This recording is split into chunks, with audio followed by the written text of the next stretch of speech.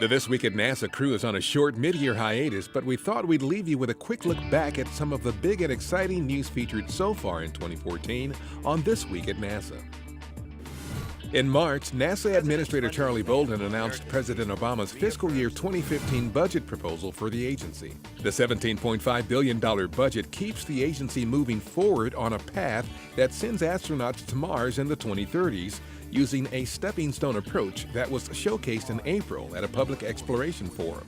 The path to Mars starts aboard the International Space Station, where astronauts are helping develop the knowledge and experience needed for deep space missions. And the Obama administration's decision in January to extend use of the ISS until at least 2024 means more opportunities for groundbreaking research on the station. An Asteroid Initiative Opportunities Forum in March provided updates on NASA's plans to capture, redirect, and send astronauts to study an asteroid and to identify asteroid threats to human life. And development of the Orion spacecraft has been steady as NASA prepares for the December launch of the Deep Space Capsule more than 3,600 miles into space on Exploration Flight Test 1. NASA's pursuit of deep space exploration is also driving development of the technologies needed to power tomorrow's missions, such as solar electric propulsion technology, a key to reaching deep space destinations. In January, Administrator Bolden toured a Glenn Research Center facility for testing this technology. In April, high school students from Hampton, Virginia won NASA's Exploration Design Challenge. Their design for a protective radiation shield for astronauts on deep space missions will fly with Orion on Exploration Flight Test 1. Testing of the Project Morpheus lander, which uses automated landing hazard avoidance technology, has received high marks. And NASA's Low-Density Supersonic Decelerator project could lead to inflatable spacecraft systems capable of safely landing heavier and larger payloads than ever before on planets with atmospheres. This is the first year in more than a decade that NASA is launching 5 science missions to address critical challenges facing Earth right now.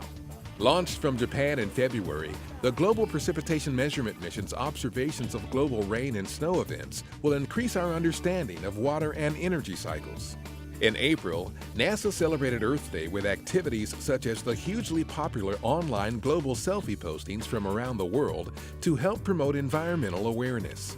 NASA aeronautics research this year has included Access 2, an airborne experiment that will help the airline industry transition to technologies to reduce fuel consumption, emissions, and noise.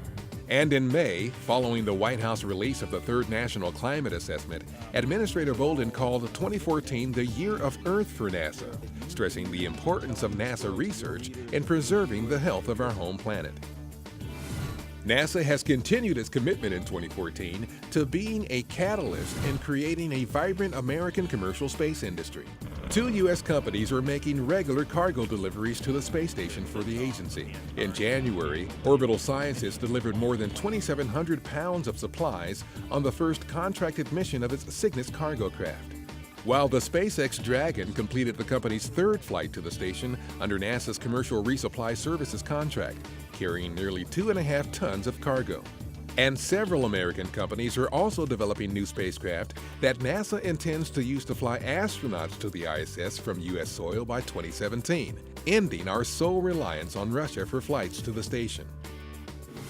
NASA also remains committed to planning, launching, and operating flagship missions that meet the challenging objectives of the science community. 2014 began by celebrating the 10-year anniversary of the Mars exploration rovers Spirit and Opportunity. The groundbreaking science enabled on Mars by them, Curiosity, and other current and future robotic explorers is helping pave the path humans will take to Mars.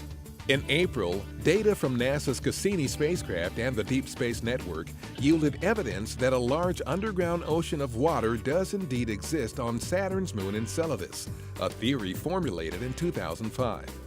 In May, NASA solicited conceptual ideas for a mission to Jupiter's moon Europa to study the liquid water ocean believed to be beneath Europa's icy crust. And NASA's Kepler Space Telescope discovered a new Earth-sized planet in April about 500 light-years from us that also may have liquid water. That's just a bit of what 2014 has brought so far. We're back on June 13th with a fresh new This Week at NASA. Until then, follow us on social media and visit www.nasa.gov/twan.